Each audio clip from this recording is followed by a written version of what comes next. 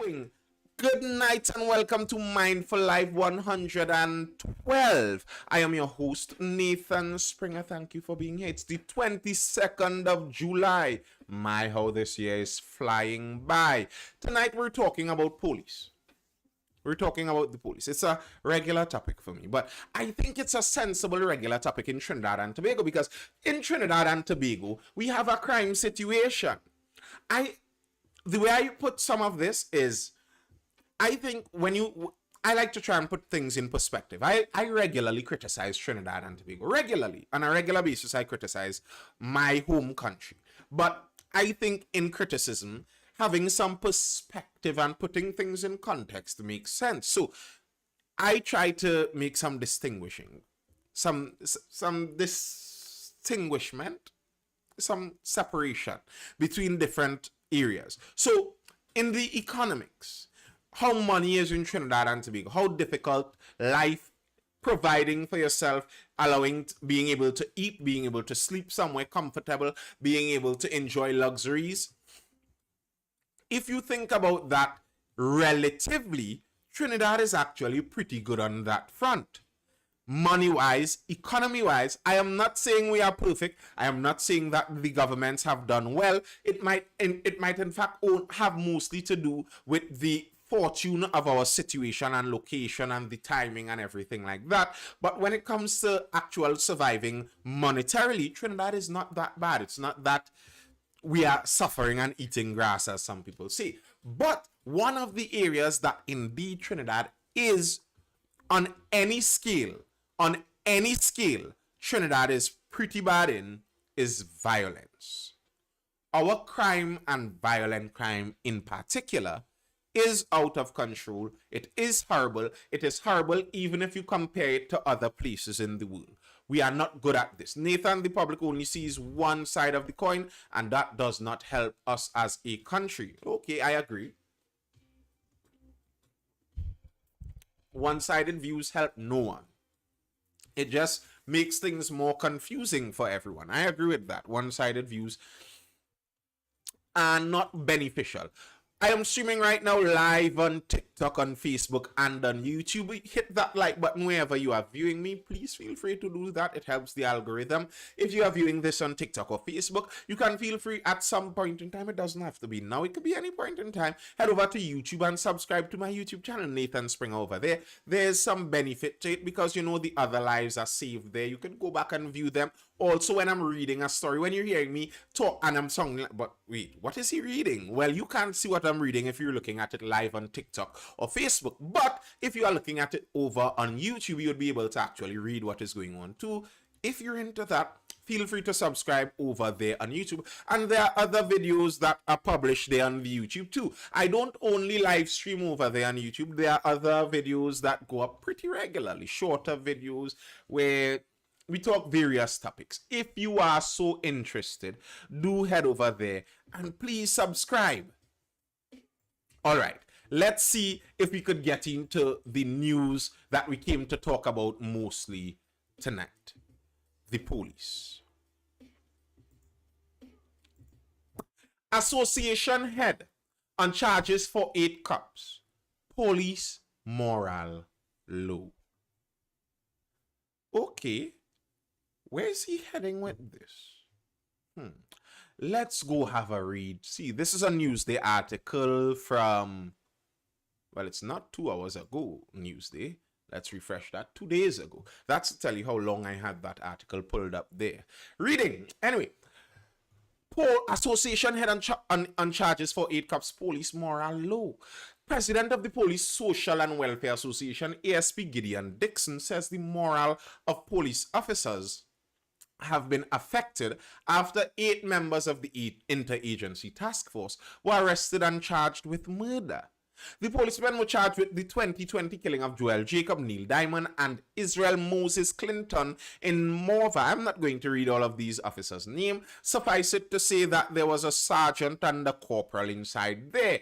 But sergeant and corporal were the highest ranks. Now, I've spoken to some people about this, and quite a few people are 100% certain that these officers, someone asked this even in the chat earlier on, these officers, they don't think these officers were working on their own. What was going through their mind? What was going through their mind? Oh, Uncle Floyd products, with all the O's attached on. Hold it on, bro. But yes, what was going through their mind? Good night, Riyadh Khan. For these police officers to execute these men. I don't think these police officers did that of their own volition. I don't think that these officers were driving along the road, happened upon a carload of these men, and happened to decide in the moment to kill them. Good night, Kathleen Buru. I don't think so. Also, it may be notable that some of these men were known names in certain areas in the society. So it's not like them, as some people were trying to point out, these men were not innocent men. Whether that be true or not, that doesn't negate whether it was murder or not, whether they were innocent, whether they were real criminals, real G's, real monsters on other days. If they were unarmed with their hands up on the streets on that day, then killing them was wrong regardless. However, if it is true that these men were known in nefarious activities, the fact that the police killed them seems even more strange. And I don't believe, like, trying to think about this reasonably, it doesn't seem reasonable that officers would just happen upon a carload of men and kill them. I've heard some people say they believe these men were acting on orders.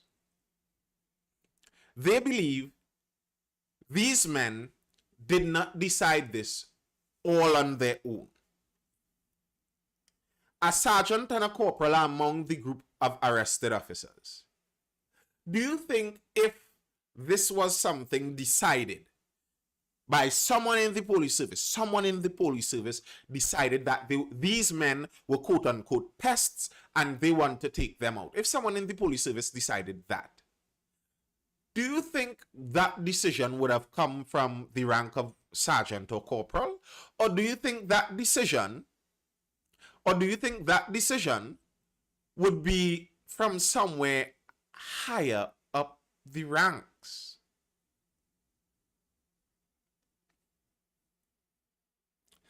I feel like if I were to assume, now I am assuming, I am willingly admitting this is an assumption. I don't know what you're talking about, Shadow Apprentice. I didn't see the first piece of that. All right, I like your information and balanced thinking. Thank you, Kathleen Buru. But yes, I am willingly admitting this is an assumption. But if I am to assume, I'm assuming a hit like that wouldn't come from corporal and sergeant. I would assume it comes from somewhere higher up the rank. Didn't a man fall off a chair in a police station and die? Scary. Well, the head of sort is in trouble for those deaths. Those, I believe, that was the story, I believe, about the Andrea Barrett alleged killers who were killed in police custody. They allegedly fell off chairs repeatedly. And it seemed like they were really high chairs. Like the chairs may have been 15 feet off the ground, and they just kept falling off of those chairs remarkably. Who knows how things like that happen? You see, that's one of the things with Trinidad and Tobago. It's a difficult line to balance. It's a difficult line to balance because if you are asked to keep the country safe, but you must perform your duties within the scope of law. You could know someone is a criminal. I could know the guy that is bringing in all the guns. And unless I can legally prove it, there's nothing I can do. That could seem like it's a very tempting reason to do things like this. okay, we know these guys are pests. We know these guys are killers. We can't prove it.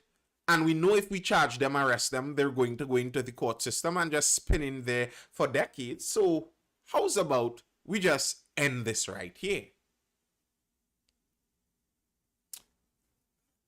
I understand how tempting that is. Trinidad is a violent place.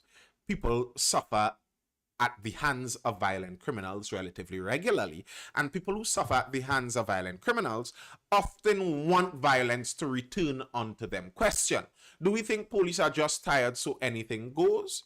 No, I don't think that's what it is. Because if it was so, we would have seen this behavior in areas that make more sense. There are many ways the police, if the police wanted to become over hyperactive, there are many ways they could do that that would actually be much more effective. But if they were to do that, then they may end up being harmed themselves. If the police wanted to clean up that, they would have gone after some big guy and risk it on a big guy, not on three of the grunts on the street. I'm not calling those men necessarily grunts on the street. I'm using that in the line of how the police related that story. If you're saying these men are street grunts, murderers for hire, killers in the gang, those are the replaceable men. If you kill them, there are 3 more youth men to take their place. We don't have a shortage of them. You see, here's the thing, Jeremy Francis.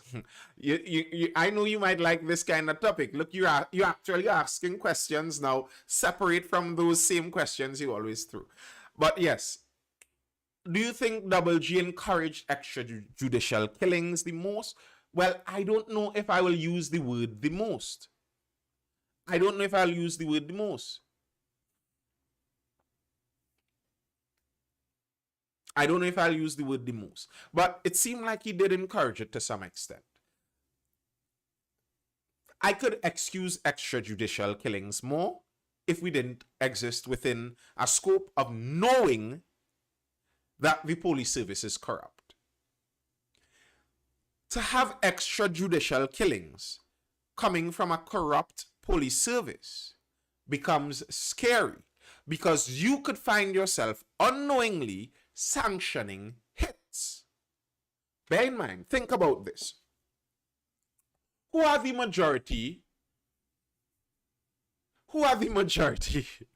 Who are the majority of the people that gangs kill? Gang members. Who do they kill the most? Other gang members.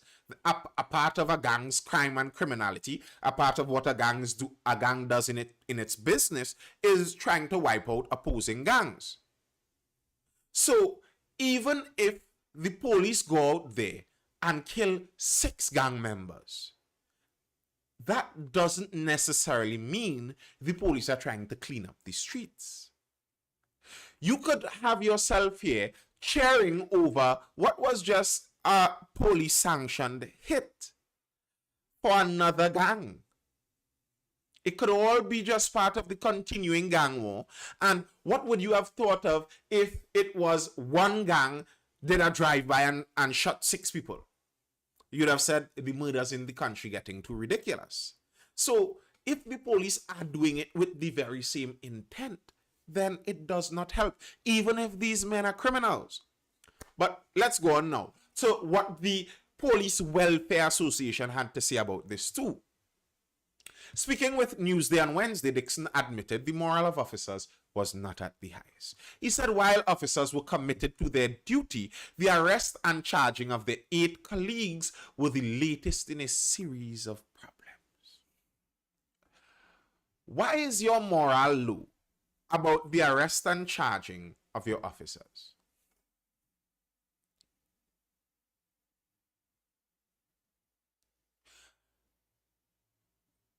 I am not sure about this. When you speak about things in terms like this, let's think about what this is. Good night, Tony the Ambassador.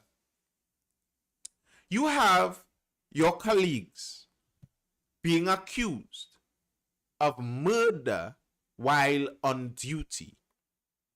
And now you are saying that because they were arrested and charged, that has lowered your morale. And you are supposed to be the one stopping crime in the country. Anybody else find something sounds a little odd with that? Shouldn't it be that the finding of 8 corrupt, if they are convicted, police officers shouldn't have your morale low? This should be a spike in the morale of the police. It shows that the police service holds its own accountable. And that, listen, I find these police officers need some speechwriters or something like that. You go out there and you should be saying things like, we are pleased about this event. We are pleased that it shows the police service holds its own members accountable to the highest standards of the law. And we are well aware in the police service that all of these men are still innocent until proven guilty. And we see them as such. But we also understand that issues like this cast a really big shadow over the entire TTPS. And we reserve our feelings on this until the outcome of this case so we can see exactly the facts of this matter. That's how you talk. To come now and say we are depressed, we have low morale about this. Listen, we are sad. Our boys got arrested and we are sad. That sounds to me like hashtag free Weezy, hashtag free Lil B, hashtag free World Boss, hashtag free Killer, hashtag free Murder G. Or that's what it sounds like. When a gang member gets arrested, all his homies go out there and change their names to free him and change their pictures to the homie while he's locked up and hashtag free homie. That's what it sounds like. It sounds like hashtag free killer cops. It sounds like a gang. It sounds like you are not here with a moral standard. You are here just as any other gang with a group standard. You have high expectations, the service on the defensive. I am supposed to have high expectations. These men have guns and walk around our country with guns, and they can kill you and say that you tried to shoot them and possibly get away with it. Of course, I have a high standard. That demands a high standard. I don't know how many of you in the live right now were in previous lives where I did the Gulliver Travels analogy. When I think about government and state enterprises and state services and state institutions, and I think about the kind of power that they have, what the police have is a monopoly on violence. They can perpetrate violence on you and not be punished for it. It is possible to happen. Because of that, a high standard should be demanded. This would have been a good time to develop public trust, but he blew it. I agree, Tony the ambassador. Ainsley says, I am afraid of bandits and also bad cops as well. Most people in Trinidad are. Shadow and Apprentice says, don't forget they think that the average citizen shouldn't own a legal firearm. And I'm very upset about that. A lot of these police officers, when you hear them speak, they speak like they are levels above the average citizen. The average citizen is down there. They don't understand these things. They shouldn't have weapons and etc. etc. That's for us crime fighters to have.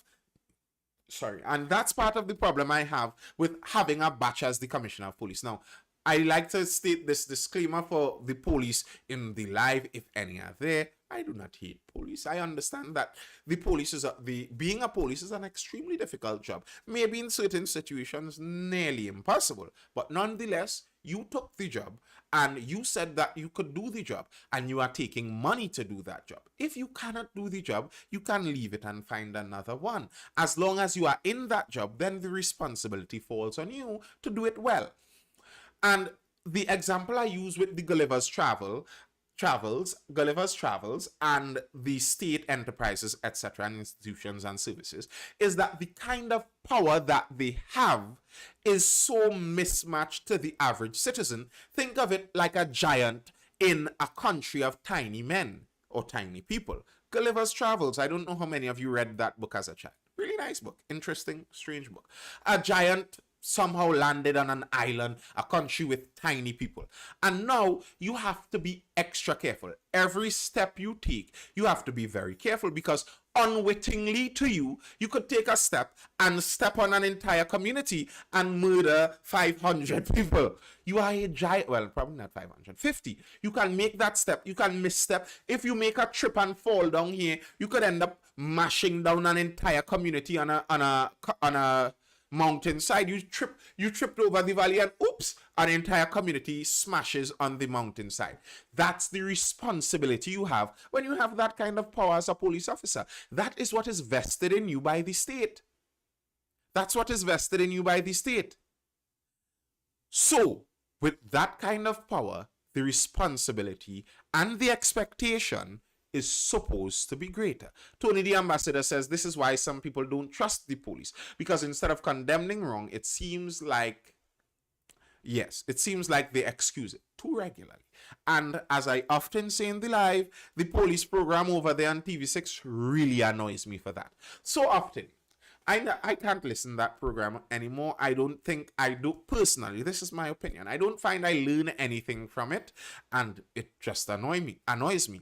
I hear people call with legitimate problems and legitimate questions and queries, and anytime it is critical of the police, it is sidelined. Or there is some kind of gymnastic flip move to flip it around to make the question, what did the civilian do? So the police punched him in his face.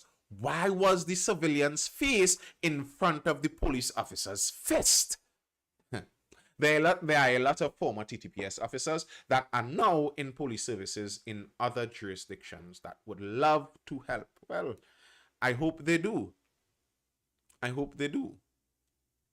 Asked to respond to rumors that officers of the IATF refused to go out on patrols and requested transfers out of the unit since the charging of their colleagues, Dixon said while he could not confirm whether or not they were true, it was not the habit of police officers to neglect their duty.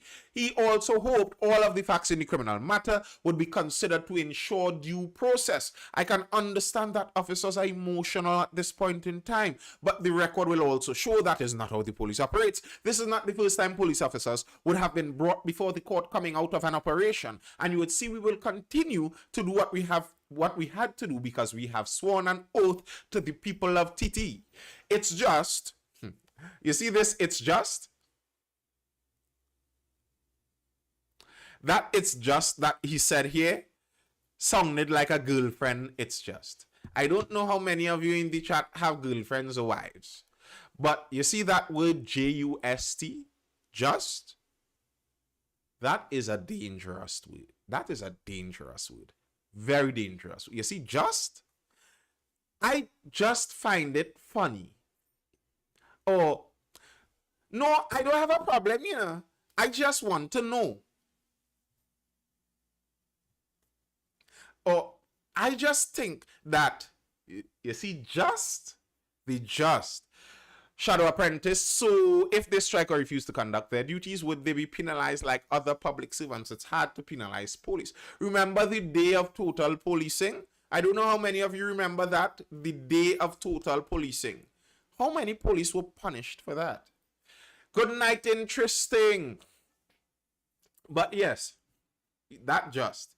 The just, as a man you know, the just, that word just, it comes with dangerous consequences very often.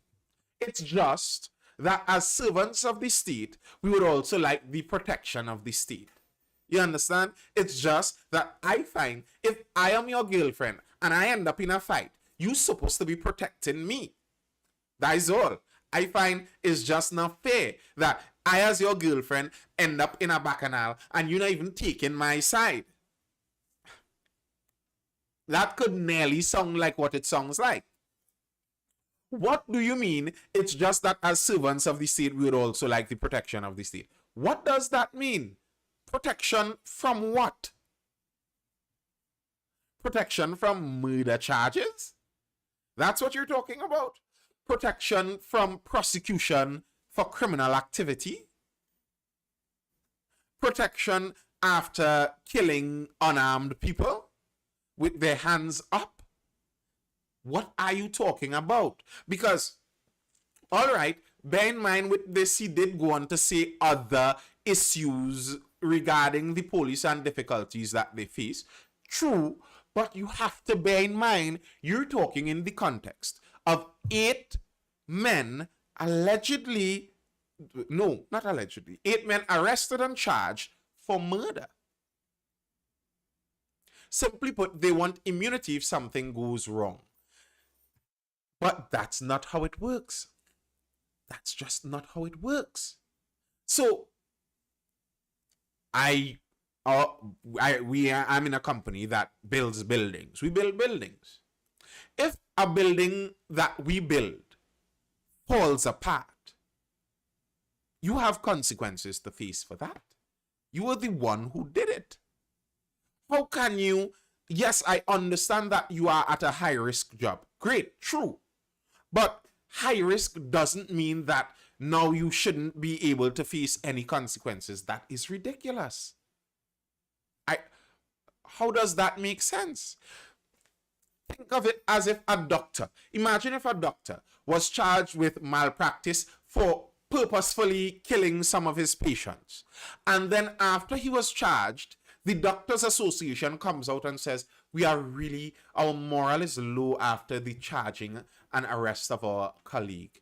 And we find as members of the society who play such essential roles as healthcare workers, we should receive protection. The whole country will be up in arms about something like that. What are you talking about protection? Protection from what? Think about this as any other profession. 8 plumbers, 8 taxi drivers, 8 masons, 8 painters, 8 clerks, 8 firemen, 8 anything. They killed 3 men.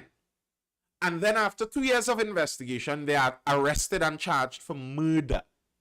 How could the association come and say they want protection in that case? What are you referring to, association? That does not sound good. It sounds scary for the regular members of the country, regular citizens in the country, who are looking on, and we're seeing that we are in between. I say this regularly. In a country like Trinidad, it feels like we are sandwiched in between 2 groups with guns. We have the criminals with guns on one side, and we have the police with the guns on the next side. And we are in the middle with no guns. And the police are saying that, you know what?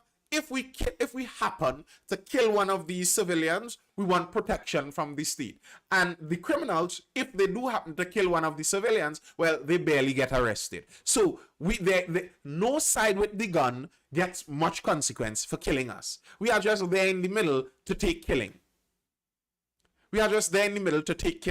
So the criminals could kill us, the police could kill us, and neither side should feel the consequences of their actions. That's why I regularly say, you know what? On that note, here's what. Let's arm that middle group. Have them armed. I regularly say it, and I stand with that statement still. Have them armed as long as you can prove they have their right senses. And there's a basic test you can do. You do that and you arm them. So that way, the criminals have to be careful when they're going there. And here's the thing. I think, and I know some people, especially some police may not like that idea, but I think even the police should be a little worried about running into a citizen's home, because you should know as a police officer that the citizen is armed. So when you go to a citizen's home, even as a police officer, you do,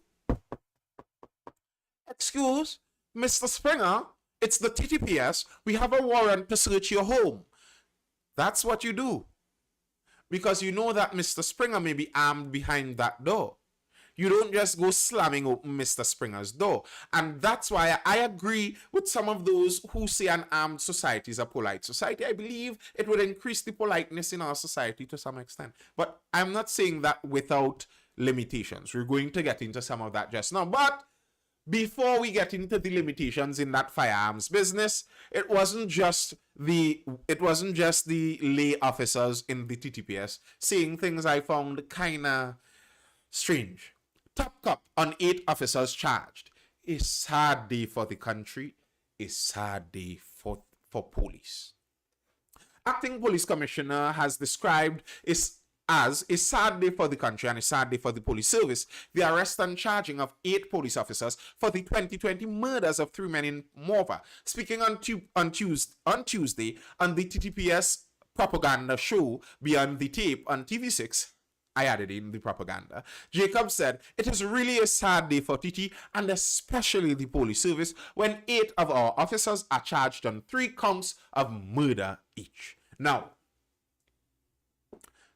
there may be a caveat that what Mr. Jacobs is trying to see, the message he is trying to relate here is that because the expectation and the responsibility placed on the TTPS is so high, it makes it very sad the day when we find out that these officers are charged with something like this. Here's my problem with that. Wait, Ainsley says, question, do we or you know when the police ever made Trinidad happy? I guess they would make Trinidad happy when they arrest people who are wanted. It does happen sometimes. It does happen. And police aren't always bad. If you're in a negative situation, the police could come in really key sometimes. So I try to balance even my criticisms in that way. But my problem with that sad day statement from Mr. Jacob is, and here's where I'm going with this. I find that is similar to how overly moralizing people treat pregnancy.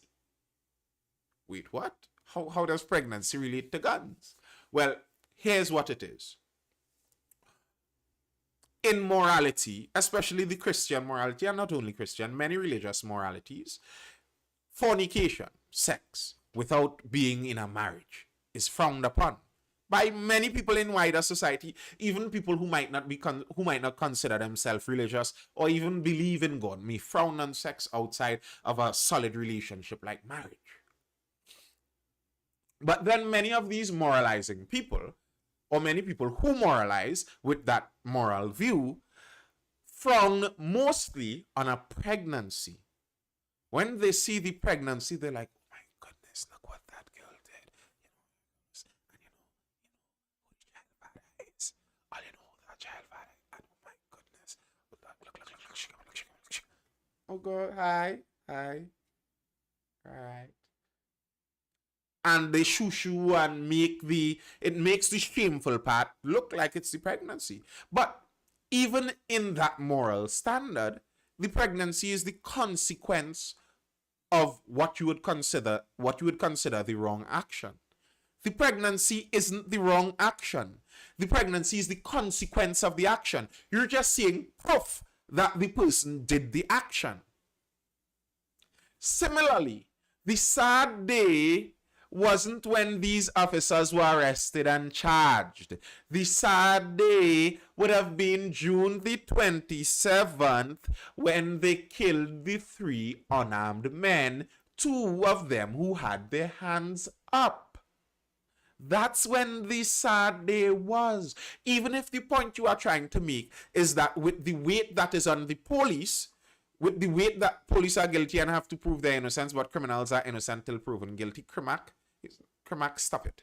Stop it. Police are guilty and have to prove their innocence. Where does that come from? These men killed those 3 men 2 years ago, and they were only arrested now. If I pick up, I do some tutoring, me and a group of tutors pick up ourselves and go kill 3 people, I can assure you that it wouldn't take 2 years before we are arrested. So what are you talking about? Police are guilty and have to prove their innocence. That is ridiculous. However, if you kill someone, obviously, Kermack, I nearly find this ridiculous to have to point out. But if you kill someone, obviously the onus is on you to prove that you didn't murder the person. Who do you think needs to prove that? If your responsibility is to go out there cleaning up the place, if your responsibility, no, he's not a troll, he's been here before. If your responsibility is to go out there cleaning up the place, and you go out there and kill someone, you need to explain why you killed them. The onus is on the dead person to resurrect from the dead and somehow convict you and prove that you killed them. No, we know that you killed them. If we know that you killed them, if we knew that you killed them, that's not up to debate. Then it's up to you. But wait, why you kill them? It's like if, imagine this. Imagine you have a child. You see the child's teacher walks up to your child and slaps them across the face.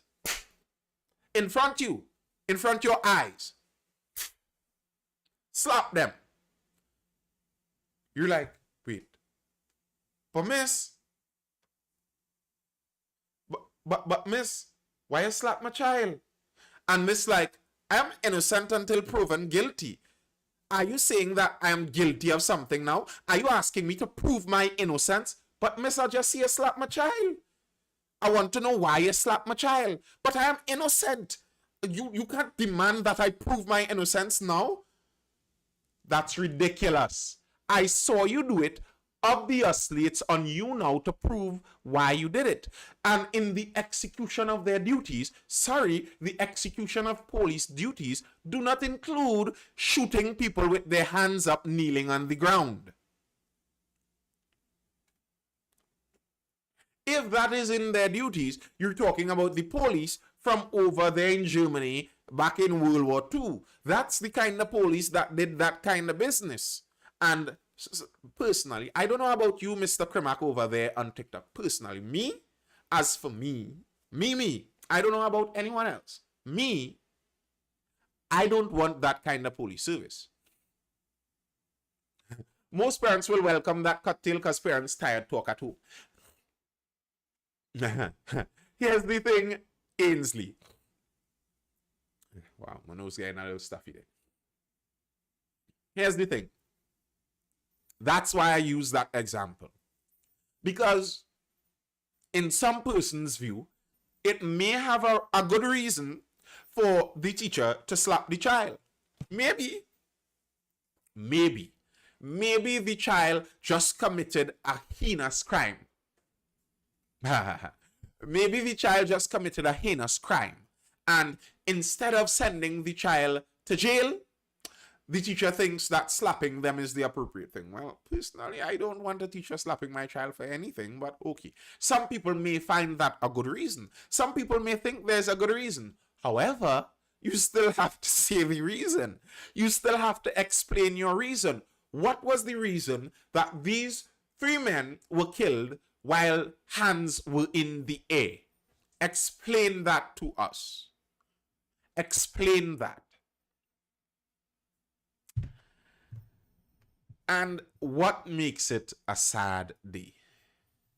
Not across the face.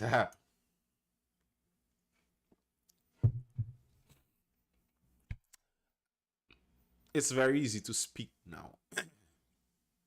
I don't understand what you are trying to say, Kermack. I really don't.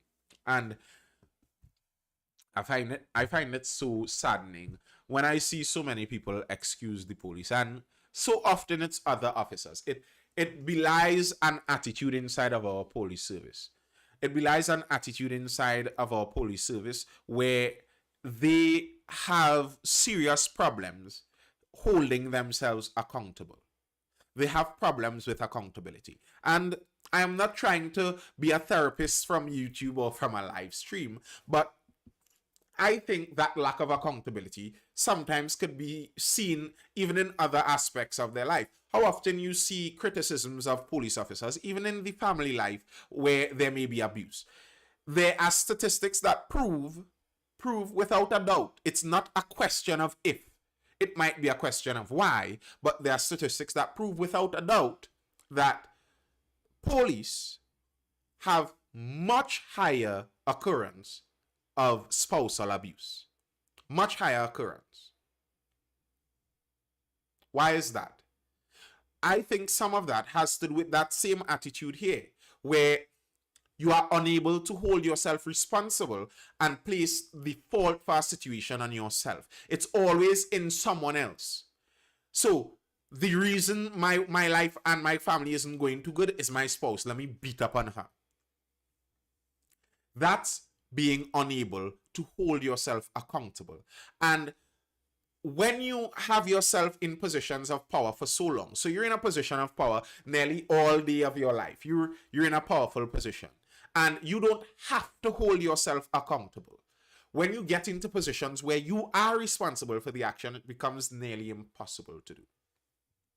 Tony the Ambassador says, I think it should be mandatory for police to go see a psychologist every few months. In some countries, it is. In some countries, it is. And I don't disagree with that either. I don't disagree with that either. The lack of accountability is a scary thing. It's a scary thing. I think police service should focus. I always say this. The police service should refocus on the service part of that TTPS. Service.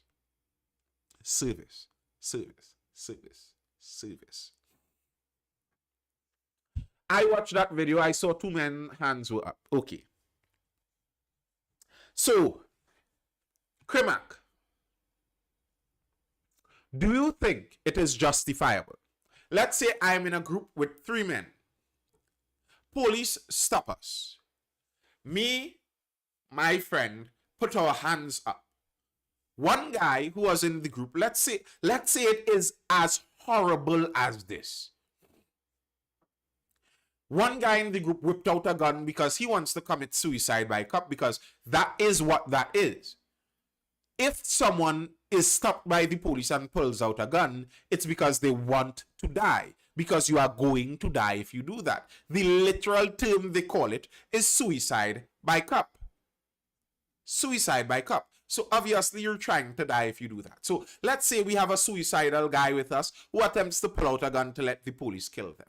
You think if we are in a group, stopped, surrendered, one guy pulls out a weapon, the police kill all 3 of us, that is justified? Like, you really believe that? Honest. That's your belief? If there's a robbery in a supermarket and the robber has a gun and he comes to the counter right as you are cashing, you and your wife are cashing, or you and your husband are cashing, or you and your child are cashing, and a robber is robbing the supermarket. If the police come in and say freeze, and you put your hands up, because you put your hands up like, okay, officer, catch the bandit, and the bandit say, I'm not going down like that, and raised his gun, and the police shot and killed you, they would still be responsible. Do you think once one person presents a threat, that gives the police the right to murder everyone in sight? Like, what kind of psychopath country would you have? And Krimak, I hope you are not a police officer, although I get the sneaking suspicion you are, because nearly no one defends the police as much as another officer will.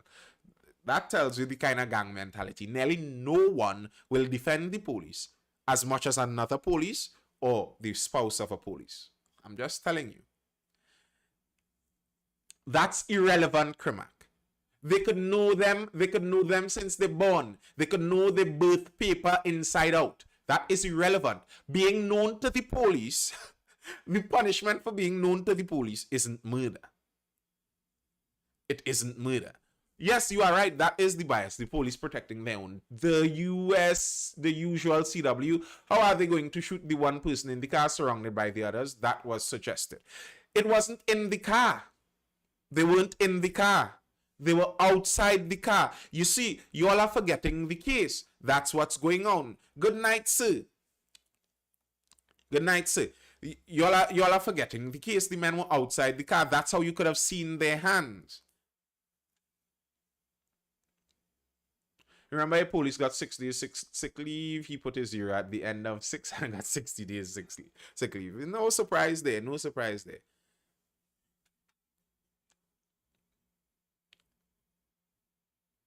The driver got shot in the car. I know some were out, some were in. At the end, not all of them were in the car. Some were out, some were in. So it wasn't all men inside the car, and they confused about what's going on. And oh no, jeez.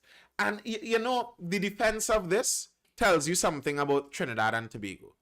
It tells you something about Trinidad and Tobago. When you see police officers defending this tells you the mentality of those officers. It tells you how you should treat them too. Bear in mind, these are men armed with guns that can kill you, who do not have moral compunctions about killing innocent people. They think like Crimac. Well, not all of them, bear in mind, I'm sure there are lots of good police, but there are a large amount of police who believe they have the right to kill you if they see it fit. Look at them carefully. And even if you are looking for a spouse, be careful. Be very careful. It's a dangerous thing. It is a dangerous thing.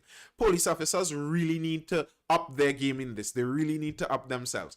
Put yourself under higher responsibility. See yourself as having to be more responsible than this. Hold yourself to a higher standard. So people have a firearm. One, right. How long do we have to wait for the ones who were shot in Independence Square? Good luck with that one. As soon as the guy in the backseat sent his glass down to put his hands out, police riddled them.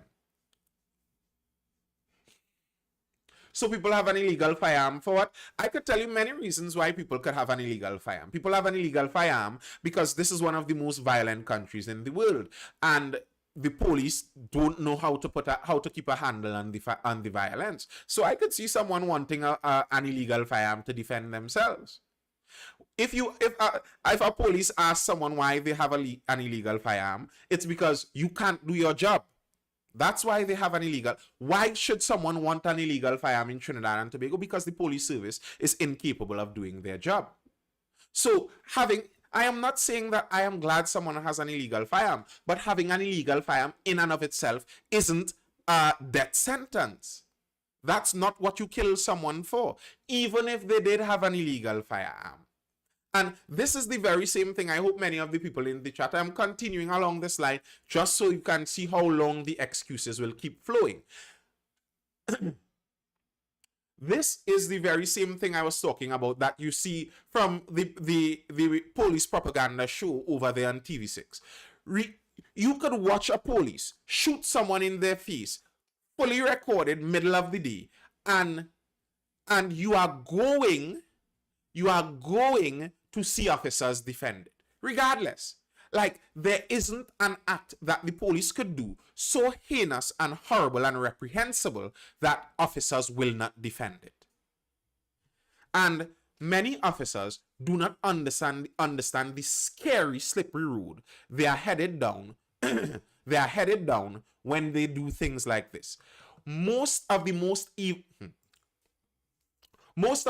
evil acts in the history of the earth were committed by the state and were committed on behalf of the state by the state actors, police.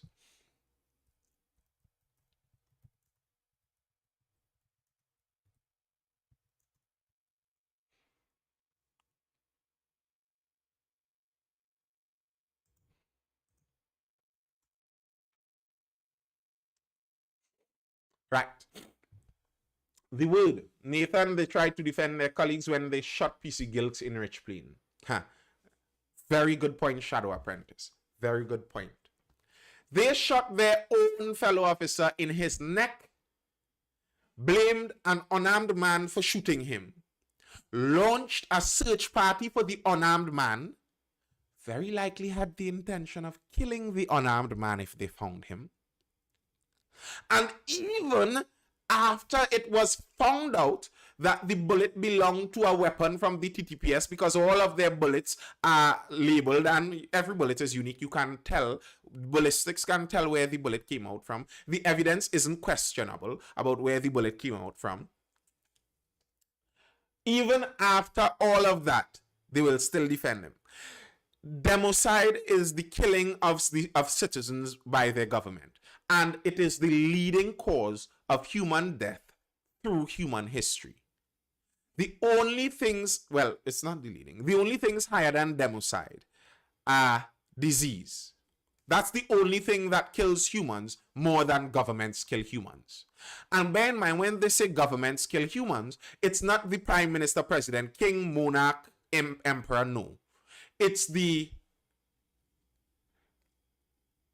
enforcement arm of the state that does it. So, let's call the enforcement arm of the state throughout time police. Let's put it like this. The top killer of humans for the history of humanity, beside disease, has been police.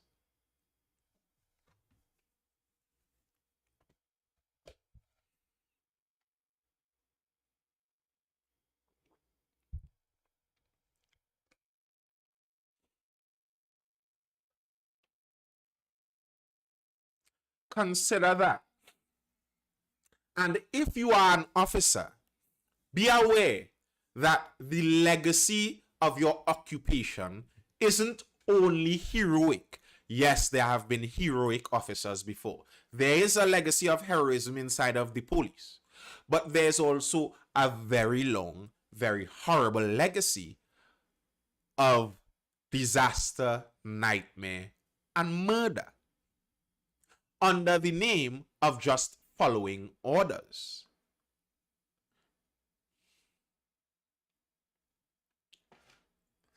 And anytime someone is in the police service, they're in a job where they are capable of doing all of that, and they don't have the kind of care, compassion, and nearly worry. You are supposed to be nearly worried about this kind of authority you have to not abuse it. It's like, again, the giant and the tiny people. Or if you're a big adult and you're holding a little infant baby, you're very careful not to throw this baby down, not to hurt this baby, because you have a lot of power compared to the baby. You could clench your arms and damage this baby, clench your hands and damage this baby. You have to be very careful. And when you're the TTPS dealing with civilians, it's the same thing. You have to be very careful. Very careful. And the attitude of the defenders does not sound like care. Yeah, interesting. You sitting in this live here with me, and the comments you see scare you about police. It scares you. And that's why, for the average citizen in Trinidad and Tobago, when you see police somewhere, your thought isn't like, oh, look, the protectors, look, someone who can help me. It's like, oh my goodness, is there something wrong with this? How are they going to advantage me right now? People see the police and there's more fear and apprehension than welcoming and celebration. Kanye Vesta says, hey buddy, your mustache has got big, it's looking good. Thank you very much, sir. People see the police and get worried. And with good cause. When you see the attitude of the police talking here, you are supposed to be worried. You could stop with the attitude some of these police have. You could be stopped in a roadblock. Stop to pull your wallet out of your glove compartment.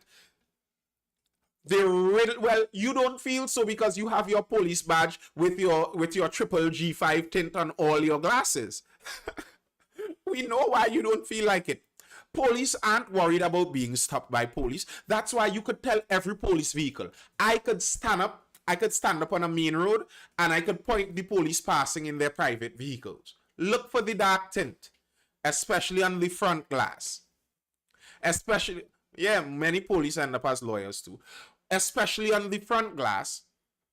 When you see that front glass blacked out, there's very likely a police badge hanging on that mirror. Very likely. Very likely. Lol. All right. Well, that's it. Okay, constable. Well, probably not constable. And that's the same kind of attitude. You could see it. They flaunt the law. Can you imagine? Can you imagine the hypocrisy? The hypocrisy of a police officer stopping you on a roadway with a razor blade scraping your tint, scraping off your tint, while knowing very well his Corolla G5 down home pack up. He knows that, and scraping off your tint.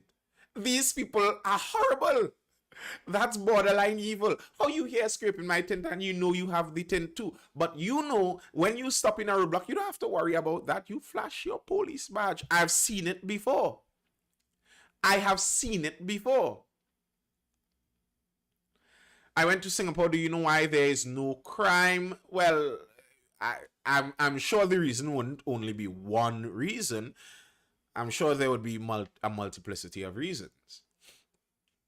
But I'm not sure the reason you're talking about. Agents of taxation and harassment at best. Sometimes. The thing is, I am a believer that the police service is a useful service. It's something important. I believe there are evil people out there.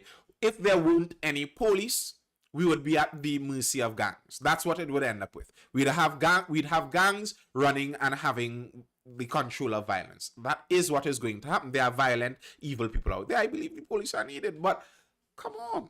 It's because when a policeman stops you there, you had better stop, else you get a hiding. And I mean a real hiding. Some cultures are different. Make up your mind, Nathan, about what? The thing is, we need them. Yes. Make up my mind about what? Whether we need police or not. I never said we don't need police.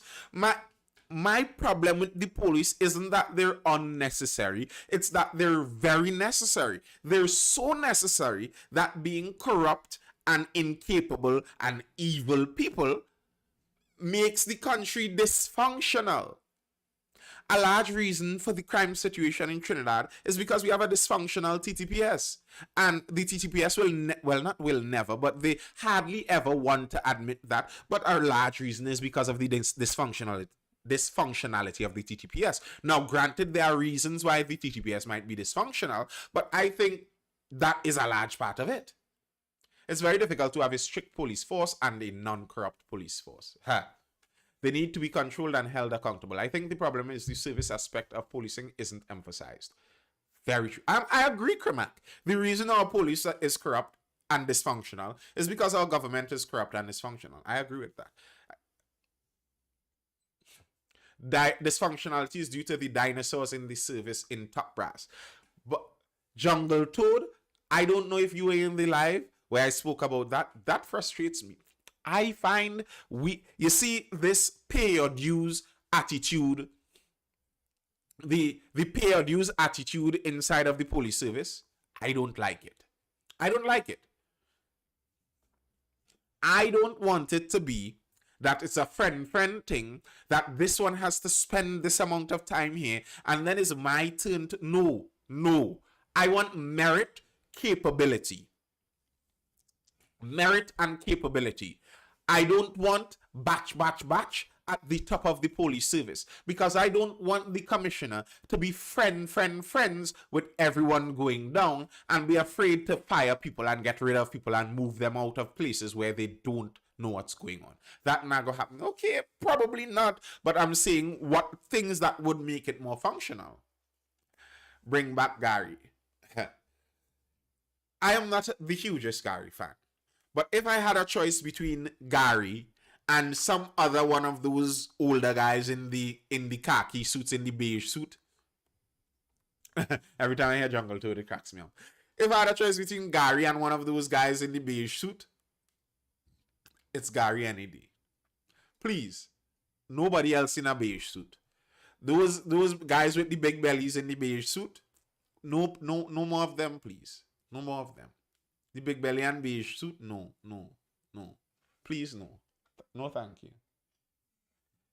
Can I ask you how intrinsically linked is policing to government and local administration? All right, how intrinsically linked? Well, the head of the police service is the commissioner of police. The commissioner of police is selected by the Police Service Commission, which is supposed to be an independent branch, an independent commission, an independent group of people. which is supposed to have that buffer between the government, the politicians, and the police service. As it comes to local administration has under its control a municipal police service, which is part of the police service, but that's their bit. They don't have much say over the general police service. The police service is supposed to be pretty much unlinked from the government and local administration. Supposed to be being the key point here, because the Police Service Commission is appointed basically from the government's choice. And, well, the government and the president, but the government appoints the president anyway. So the government appoints the president appoints the commission. So it's nearly the government appointing them in the first place. And either way, whoever the commission chooses to be the commissioner has to go back to the government for approval anyway. So they could just say no. Okay, I get it. So basically, they have their hands in all pockets. May not be directly in pockets as with bribery, but in pockets as with influence. And the police service, with the ranking system and hierarchy of it, is there an opportunity for an international audit? You see, those things, good night, Jamel Jerome over there on Facebook. Those things like international audit, you would require the people who are at fault to decide to risk selling themselves out. It's like when people ask about, they want the government to do constitutional reform. And yes, that might be good, but do you expect the people who are enjoying the crookery right now to write over a good constitution? But that would be lovely. That would be lovely. I think that might be a scandal, a scandal for the ages. If there was a comprehensive audit into the police service, I believe that may be a scandal for the ages. I would like, you know, the government keeps talking about the revenue authority and etc. And the revenue authority would have the ability to check your income and compare it with the assets and the life you're living, your lifestyle, etc. I would like one of the key areas I like one of the key areas for the Revenue Authority to look into is the members of the TTPS. Because I assure you, many members of the TTPS live well outside of their means. An audit on that side too, to see where the extra money comes in. That might help a lot in Trinidad. You know what though? If someone decides to do an audit into the general membership of the TTPS in terms of checking their income to their lifestyle. Legal investment, bro, don't make it sound so. We have investments. I'm laughing, but I'm not saying you're lying. I am not saying you're lying, Jungle Toad. I'm not saying you're lying. I know police officers. Some people who listen to me might doubt how close I am to some officers. But I know police officers who do have investments, who do have outside little side hustles. I know that. But all that would come to light. If you have a parlor home, a little mini mart home, a little fruit shed home, or you moonlighting doing a little bouncer work, a little security work somewhere, all that would show inside of an audit. If you declare all where your income is coming in from, it would all show. To pay more taxes, you're mad. You see, that's part of the problem. You're right there. You're right there.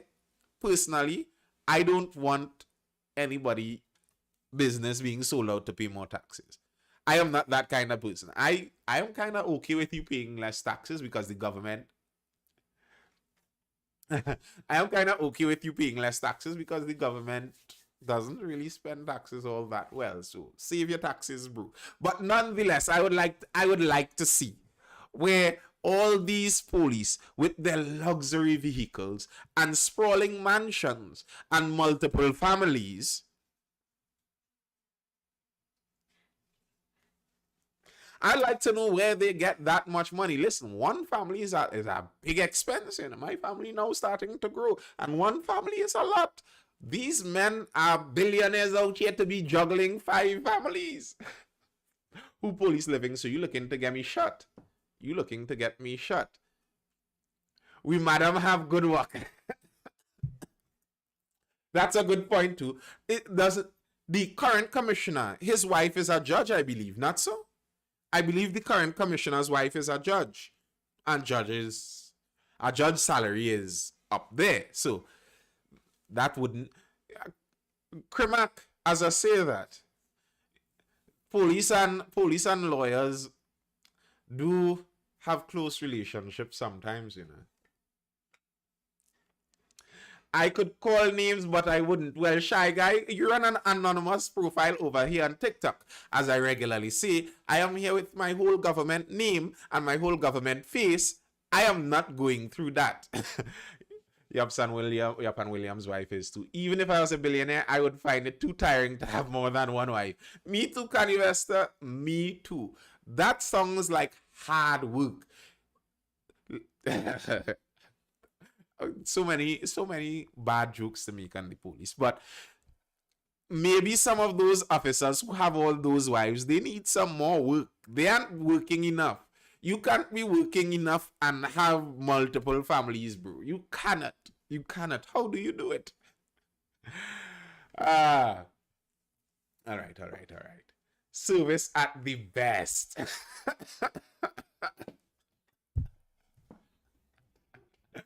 They know how to do service, Crimac. That's it. Those police know how to service. All right. Protect and serve. Woo. Protect and serve all the families you have. Okay, you do that. You do just that. But the police service in Trinidad does need a bit of an upgrade, I think. And we talk about the we talk about the crime situation, etc. in Trinidad. We know that there are systemic problems at the top of this that may be very difficult to solve. It may be very difficult to solve. I agree. The systemic problems are. But I think even as regular officers, the culture could change. I believe even as regular officers, the culture of the police could and should change as officers. It reminds me like the scrap iron guy. I like him. I mean, I don't know all that he's involved in, but I like at least how he's talking lately. The the scrap iron guy talks about leading from the front, and he doesn't care. He says it doesn't matter if the government or police don't want to get involved. They are going to try to start to do it for themselves, and I think that's the way. Even as a regular officer, try to change at least the area of the police that you work with. When you make a traffic stop, shock the public by speaking to them pleasantly. Shock them by speaking to them with respect. Shock them by not condescending to them. Wow. They'll be shocked. Try it. Try it as a police officer. I thought polio was a sickness of the past. How it resurfaced, they are counting vaccines for it. Well, polio is not a sickness of the past. It never really was. It didn't die out. Isn't there a polio organization in Trinidad and Tobago? Polio is still around, but we have a vaccine for it. The man who got polio in the United States, one man got polio after a long time over there. He had a vaccine strain of polio. Now, he was unvaccinated, so he couldn't have been vaccinated and got the polio. What that means is very likely someone who was vaccinated for polio was the one who gave it to him. All right. Our society has not evolved for this nice police method you talking about. You see, I don't know if I fully agree with that, Jungle Toad. I find that songs, I teach lessons. I tutor. I've been doing it for a long time. Just by the way, I'm looking to start back up some tutoring classes starting most likely August. If you are or you know anyone who is interested in such, not online, it would be in person. It would be in person. But yeah, TTSIDA have some solutions to these scrap thieves. Yes, they do.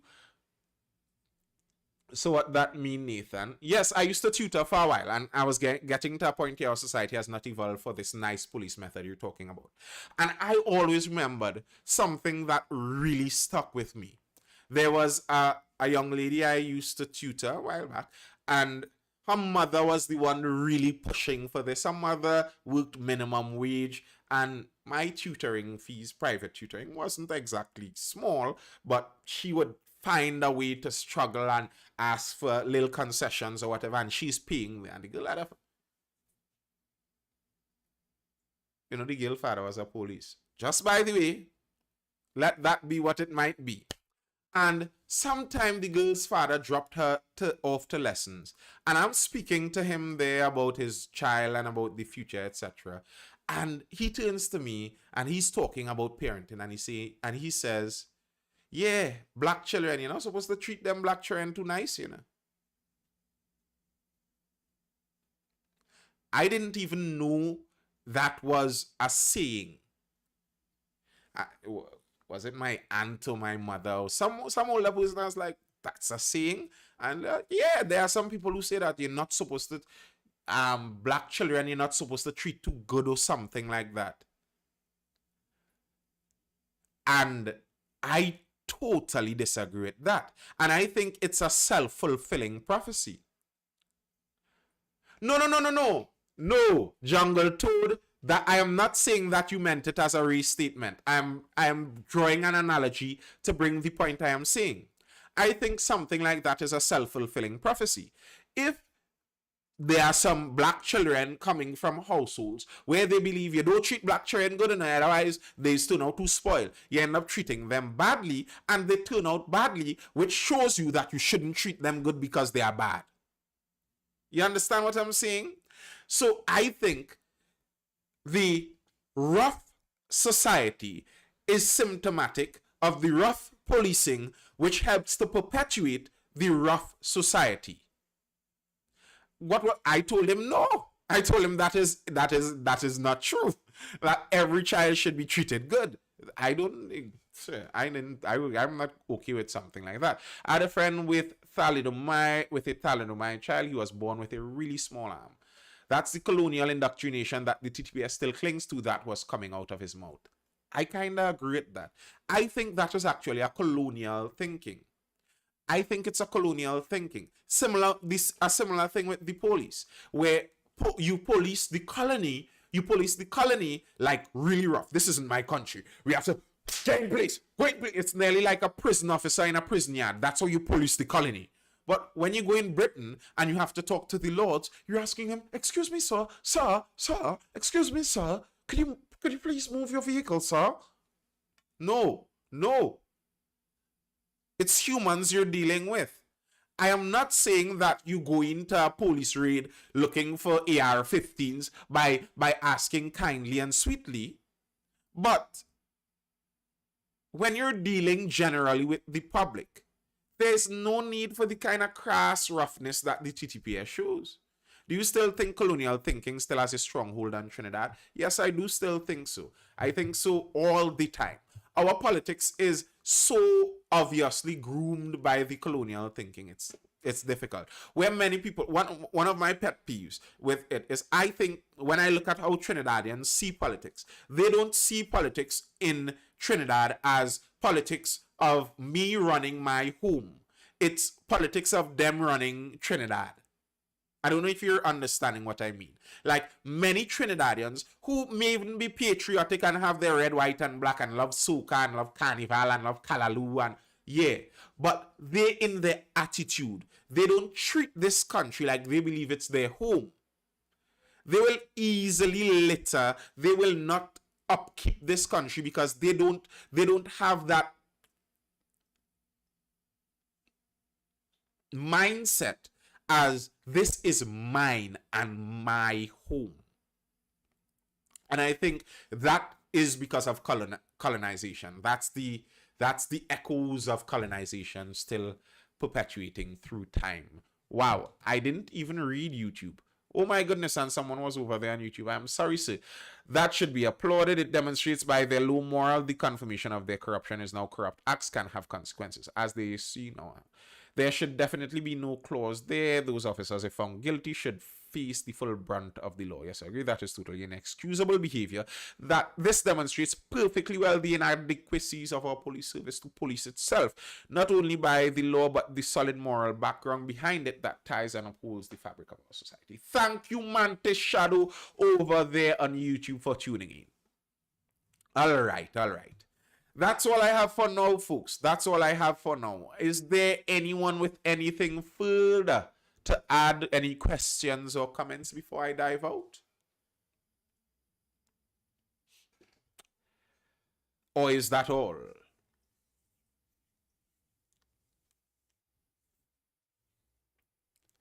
All right. All of you inside of the live, make sure you head over to YouTube and subscribe too. Ha ha ha ha, after God is police. The amount of old police I hear say that, eh? The amount of, well, can you Vesta come true now, man? If you're in the live, you will be welcomed. You will be welcome. Tonight was interesting. Ha ha ha.